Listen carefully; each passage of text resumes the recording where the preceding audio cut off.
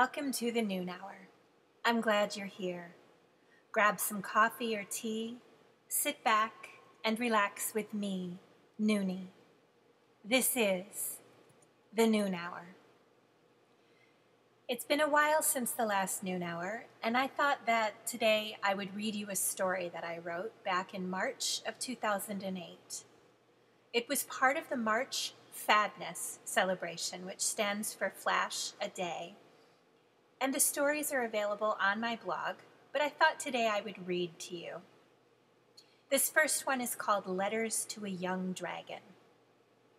My dearest son, the time of your 50th birthday fast approaches, and it is nearly time for you to go forth, find a mate, and spawn.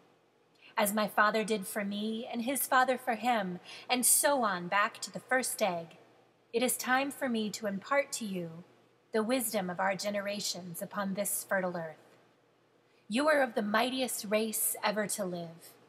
The age of dinosaurs has passed, and they felt the sting of extinction, but we, the mightiest, will live forever.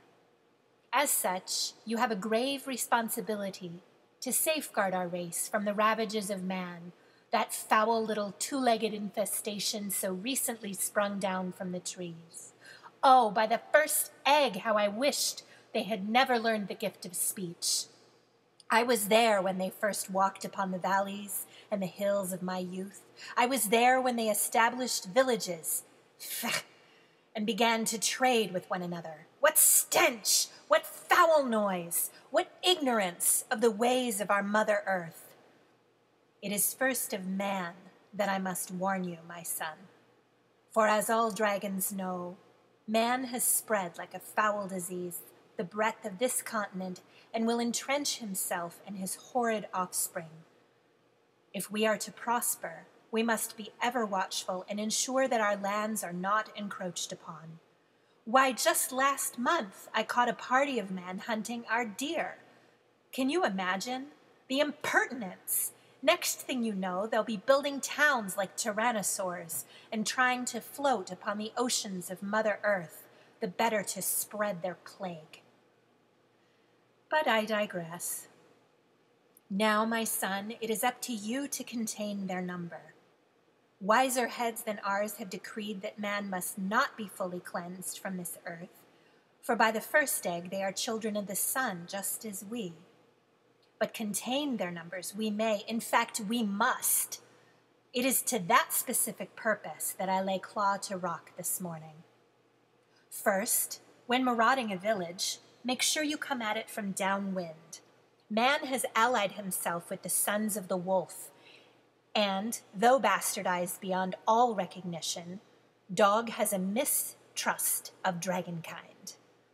While we are allied long and fruitfully with wolf, dog, that eater of carrion, has chosen to ally with man. Very well. Their noses, though dulled by the midden heaps of generations, are nevertheless alert to our presence.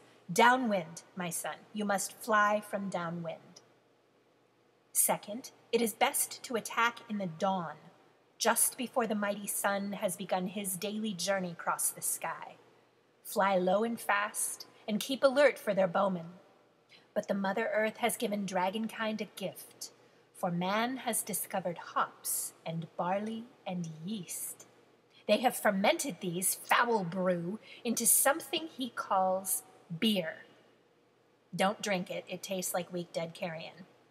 It imparts to man a bellicosity, followed by the urge to sing at the top of his lungs, off-key, I might add. Perhaps you've heard the bellowing? After the singing comes the procreation. Don't they look stupid when they do that? No majesty on the wing, no dancing, no artistry at all. After the procreation comes the sleep. Beer has lent to man a sleep deeper than the dead, my son, and that is why dawn is the best time. They awake, if they awake at all, bleary-eyed and muzzy.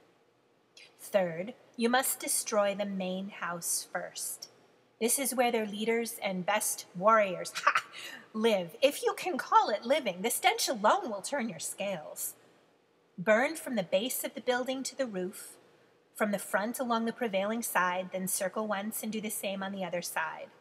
As the rest of the village rouses take the barns next, they will become agitated for the loss of their livestock and run back and forth, trying to decide whether to save them or fight you. This confusion is exactly correct. Fourth, eat your fill, my son, for you have truly earned it. Beware the missiles from their small arms, but by this time you will have landed in the center of the village and have naught to fear. Their weapons cannot penetrate your hide, only your belly is at risk, which is why you must take their main house first. Best and bright fortunes to you, my son, as you go forth into the world to make your way. I know that with practice, you can become the scourge of man and the promise of the next generation of dragonkind. Perhaps, in the fullness of time, even Dragon King one day. All my love, your father, Smog. That ends this podcast of the Noonhour. For more information, please visit me on the web at acatherinenoon.com and stay tuned for the next Noonhour.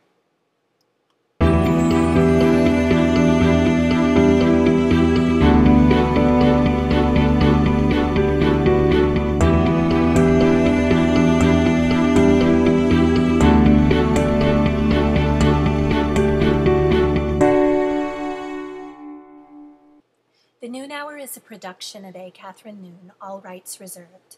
It was recorded on an iMac, running version 10.7.4, using GarageBand 11 version 6.0.4.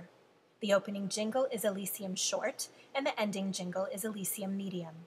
Material read and composed by A. Catherine Noon, except where noted.